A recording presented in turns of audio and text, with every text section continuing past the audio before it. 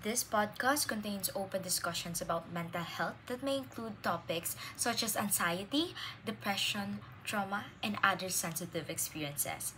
These conversations are meant to raise awareness, promote healing, and break the stigma, but they may be triggering to some listeners.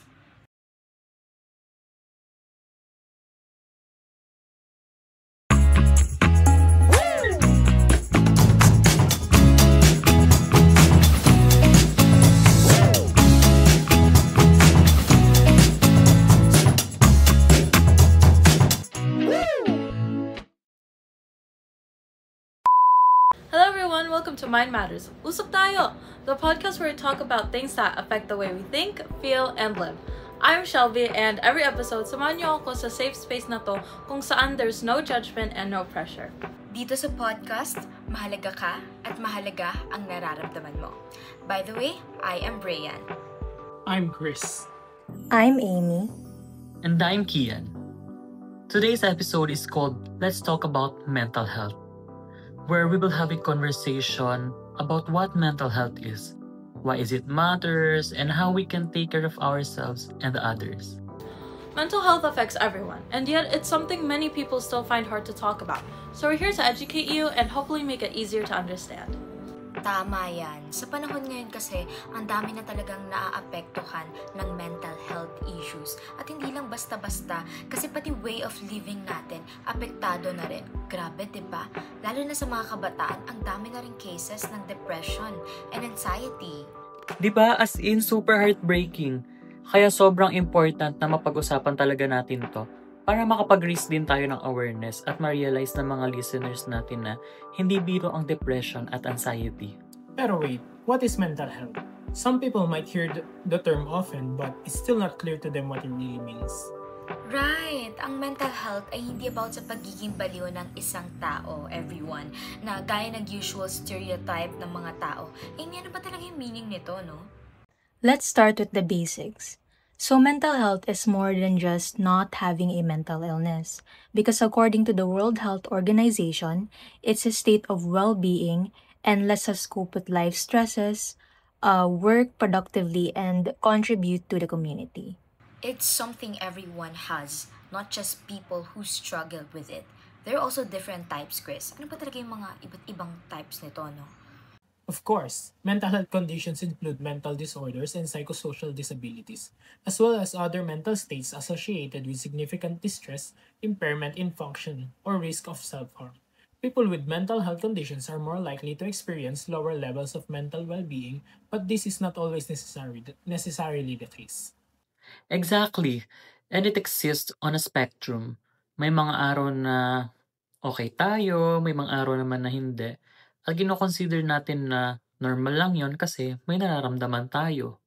And we can ignore the truth. Mental health is a basic human right, just like physical health.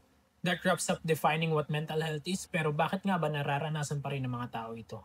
Ngayon, pag-usapan naman natin, ano-ano nga ba yung mga sanhe o causes ng mental health issues? Kasi based on my experiences, kapag sinasabi ko na parang may bigat akong nararamdaman or I'm not feeling okay, ang lagi nilang reply is, kaka-overthink mo lang yan. Pero in reality, hindi lang siya simpleng overthinking. It goes deeper than that, 'di ba? Ay, true. Masyado rin kasing nasanay yung mga tao na dahil lang sa overthinking kaya nakakaranas ng mental health issue yung isang tao. Kaya dapat talagang puksain yung mga stigma na yan. Mental health problems can come from so many things, like family history or past trauma, lalo na nung bata pa tayo. Kumbaga, madalas siyang nangyayari kasi may mga naranasan na tayo noon na hanggang ngayon, dala-dala pa rin natin. And kahit hindi natin gustong isipin, bigla na lang siyang pumapasok sa utak natin. Tapos ayun, naapektuhan na tayo emotionally and mentally. Other factors include chemical imbalances, brain injuries, or even exposure to harmful substances before birth. Even things like loneliness, bullying, toxic friendships or relationships, pressure sa school, sa work, sa kapitbahay, we can really take a toll on someone. Kahit yung mga big challenges sa life natin, like breakup, death of a loved one, or moving to a new place. na akala natin okay lang yun, pero deep inside, bumibigat na pala yung pakiramdam natin at naapektuhan na tayo nito. And let's not forget that substance use or serious illnesses like cancer can also take a toll mentally.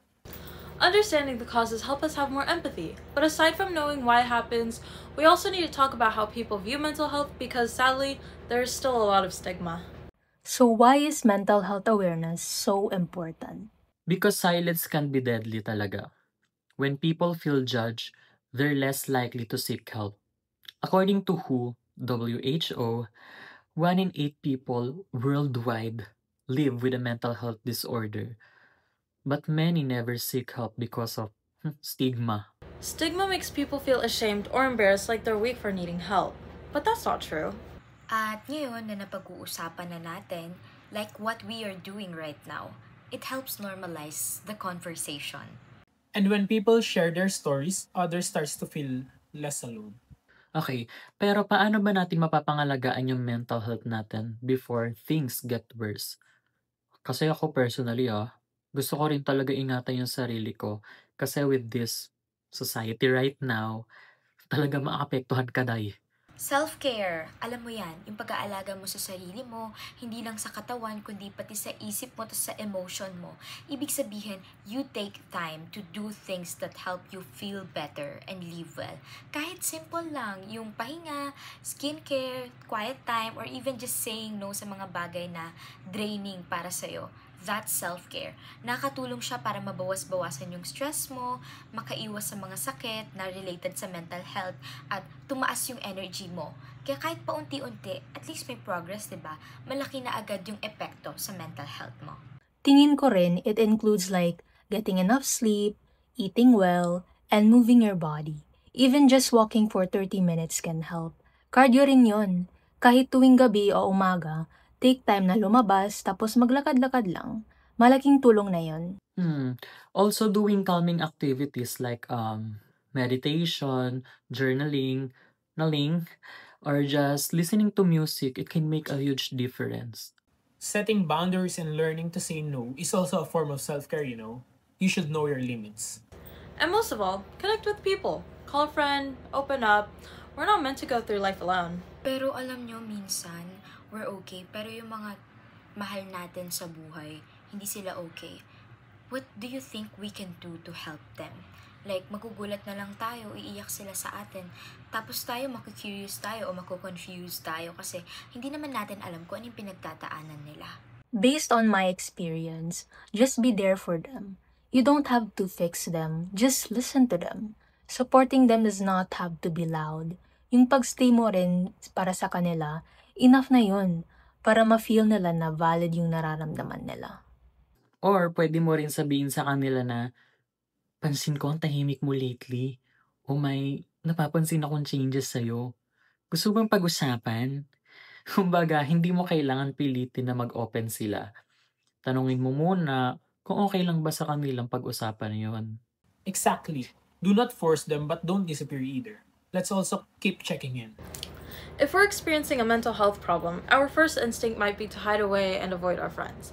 But friendships can play a key role in helping us with live or recover from a mental health problem and overcome isolation that often comes with it. We can end up with the strongest relationships with the people who've supported us through hard times. Now moving on to the next segment which we call Tanong ng Bayan. Let's answer this question na madalas nating naririnig or na-encounter ngayon.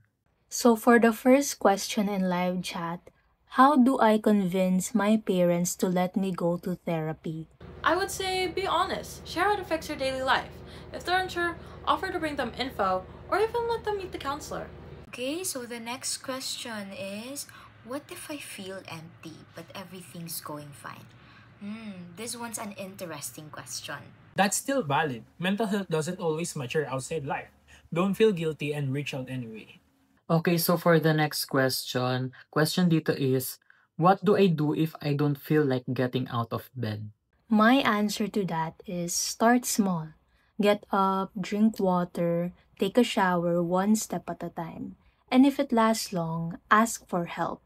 Minsan talaga hindi natin feel na bumangon o hindi tayo ginaganahan. And that's okay. Hindi naman ibig sabihin nun na tamad ka for the rest of your life. Minsan lang talaga hinahanap ng katawan natin ang pahinga. For the next question, paano mo ipapaintindi sa iba na hindi ka lang inaarte kapag may anxiety or depression ka? Oh, this is honestly so sad and disappointing na may mga ganyang tao talaga na i-invalidate yung nararamdaman mo. Pero honestly, you don't have to explain or make them understand, lalo na if they're old enough to understand the situation o yung mga ganong bagay. Just because someone looks okay does not mean they're not struggling. Yung iba, nag-hide lang sila behind the mask. Mental health is real, everyone. So let us all choose to be kind. Please. So sa lahat ng nanonood at nakikinig ngayon, sana matuto tayong i-break yung stigma na ang mental health issue ay isang kaartihan lang. Kasi sa totoo lang, mas pinapalala pa natin ang nararamdaman nila kapag iniisip natin nag-iinarte lang sila. They start to feel invalidated na parang wala silang karapatang makaramdam ng bigat at yun yung mas masakit. So to wrap it up, let's remember, mental health is just as real and important as physical health. You don't have to wait until you're broken to ask for help. Taking care of your mental health is a sign of strength, not weakness. Let's be kinder to ourselves and to others because you never know what someone is going through. Piliin nating maging mabuti palagi. Let's keep the conversation going. Whether online or real life, mental health matters. Thanks for joining us on this episode of Mind Matters. Usap tayo! If this helped you in any way, please feel free to share it with someone else. Take care and don't forget that your mind matters.